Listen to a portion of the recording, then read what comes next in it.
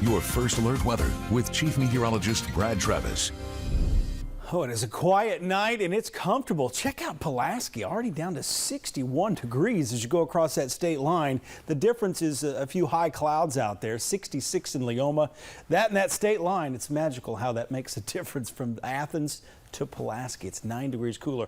I did adjust the forecast tomorrow, and this is why. We've got a weak disturbance that's going to come through, mainly in the southern fringes of the viewing area, and it's not heavy, but some spotty showers possible from Coleman through Arab, maybe even Eva down in southern Morgan County over to Fort Payne south of Scottsboro. So here's what it looks like. 5 o'clock in the morning, we start off dry. How about 59 degrees in Moulton and Fayetteville, 62 Huntsville. So a beautiful start. Good morning for a walk out there. And then as we continue on with the rest of the morning through noon, notice how we stay in the 70s, and that's because we could have some of this very light rain. Some of this may actually evaporate because of the dry air that's in place, but that evaporation also cools the atmosphere, so that may actually play into this feeling of fall again tomorrow afternoon into the evening hours. So a few very light spotty showers possible roughly 3 o'clock through about 6 o'clock tomorrow, and Fort Payne, Albertville just southeast of Arab. So that's the adjustment to the forecast I wanted to get to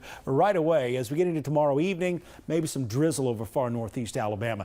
Over the next 4 days, 82 tomorrow, but some of you may be in the 70s. In fact, farther south with more clouds, Coleman County probably 78 degrees will be your high. And then Friday, we spread out better chances for isolated showers and storms. Saturday, scattered showers and storms, but these will mainly be along and east of I-65. So if you've got plans Saturday, make sure you're checking back for that. And then our chances start to go back down Sunday. Trail of Tears coming up this Saturday. Big bike ride. We're talking from Bridgeport through Scottsboro on 72, Huntsville metro area, and then out to Waterloo by 3 o'clock. As far as the chance of rain goes along the route, it's highest in Jackson County, but that's probably not going to happen until about noon or 1 o'clock in the afternoon, and by then the event will be just to the west of Madison. So overall, I think the weather looks good for Trail of Tears this weekend. Here's our satellite coverage tonight. Notice here's that cloud cover that's keeping temperatures in the 70s, breaks in the clouds north of the state line.